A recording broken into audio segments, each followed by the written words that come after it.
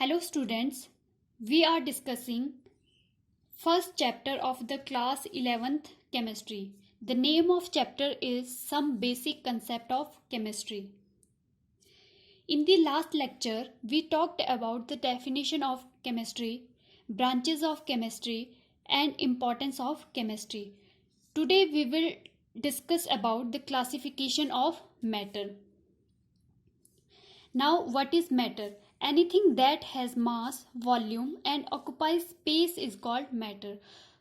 कोई भी चीज़ जो स्पेस ऑक्यूपाई करती है, जिसका मास होता है, वॉल्यूम होता है, उसको क्या बोलते हैं हम? मैटर. मैटर किस चीज़ का बना होता है? एटम से या मॉलिक्यूल्स का. ठीक है. For example book, pen, table, water, air. This is the classification table of the matter. Matter broadly classified into two parts: physical classification and chemical classification. According to physical classification, matter classified into three parts: solids, liquid and gas. According to chemical classification, matter classified into two parts: pure substance and mixture. Mixture further divided into two parts: homogeneous mixture and heterogeneous mixture. Pure substance is divided into two parts: elements and compounds. Elements further divided into metals, non-metals and metalloids. Compounds further divided into two parts: inorganic compounds and organic compounds. Now we will talk about physical classification in detail. Physical classification depending upon the physical state of matter. जो आपकी physical classification है वो depend करती है matter की state पे कि वो सॉलिड है या लिक्विड है या गैस है. Now class properties of solids, liquid and gas. In solids, the constituent particles, what are the constituent particles? Atoms, ions or molecules. Constituent particles are closely packed, or we can say tightly packed. But in liquid state, they are not closely packed. And in gaseous state, they also not closely packed. Now, first property of solids is they have closely packed molecules, atoms, ions and molecules. In liquids, the constituent particles are not closely packed, and in gaseous state, the constituent particles are not closely packed. Second property of solids, they have definite volume. जो solids होते हैं उनका क्या है? Definite volume होता है. In liquid they also have definite volume. जो liquid का भी है वॉल्यूम क्या है? डेफिनेट होता है. But in gases they have indefinite volume. But gases का क्या है? डेफिनेट वॉल्यूम नहीं होता है. They have indefinite volume. Next property है सॉलिड्स हैव डेफिनेट शेप. जो सॉलिड्स की है शेप क्या है? डेफिनेट होती है. ठीक है. But in liquid they have indefinite shape. जो लिक्विड है उनकी क्या है? डेफिनेट शेप नहीं होती है. लिक्विड को हम जिस वेसल में भी रखते हैं उस वेसल की वो क्या करता है? शेप ले लेता है. Gases also have indefinite shape. They have not definite shape. Next property है solids have intermolecular force of attraction. Attraction is very high, और we can say strong molecular force of attraction. But in liquids they show moderate, बीच में. ठीक है. Force of attraction. In gaseous state, they show very low force of attraction. अब हमें पता है solids में क्या है, आपके कंस्टिट्यूएंट पार्टिकल क्या है, क्लोजली और टाइटली पैक्ड है। जितने ज़्यादा मॉलिक्यूल्स टाइटली पैक्ड होंगे उतना ही ज़्यादा मॉलिक्यूल्स के बीच में फोर्स ऑफ अट्रैक्शन होगा, ठीक है। और ये फोर्स ऑफ अट्रैक्शन क्या है, बहुत स्ट्रांग होगा, ठीक है। लेकिन लिक्विड में क्या है, पार्टिकल्स के बीच में थोड़ा डिस्टेंस है, ठीक है। तो जो लिक्विड्स के पार्टिकल है, इनका फोर्स ऑफ अट्रैक्शन क्या है, थोड़ा कम होगा एज कंपेयर टू सॉलिड के, ठीक है। और गैसियस मॉलिक्यूल्स में क्या है, पार्टिकल बहुत ज़्यादा दूर है, ठीक है। तो यहाँ पे जो पार्टिकल्स के बीच में फोर्स ऑफ अट्रैक्शन है वो बहुत कम होगा, ठीक है।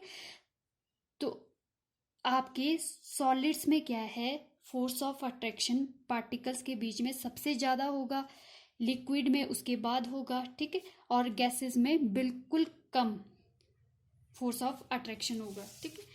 तो intermolecular force of attraction is very high in solid state, and in liquid state they show moderate force of attraction, and in gaseous state they show very low force of attraction between the molecules. Next property है आपकी, they orderly arrange the molecules. In solids the molecules are orderly arranged. They are not free to move. They are not free to move. But in liquid state, the molecules are free to move within the volume. And in gaseous state, the molecules are free to move everywhere. Solids में क्या है, आपके जो particle है वो orderly arranged है, ठीक है।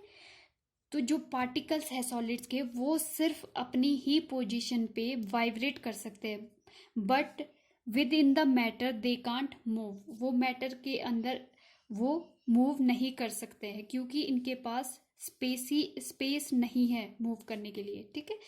But in liquid particles can move with in the volume. जितने वॉल्यूम में उसको रखा है उस वॉल्यूम में क्या है, पार्टिकल्स के मॉलिक्यूल्स इधर से उधर मूव कर सकते हैं, ठीक है, with in the molecule. But in gases state the molecules move anywhere, ठीक है, वो कहीं भी मूव कर सकते हैं।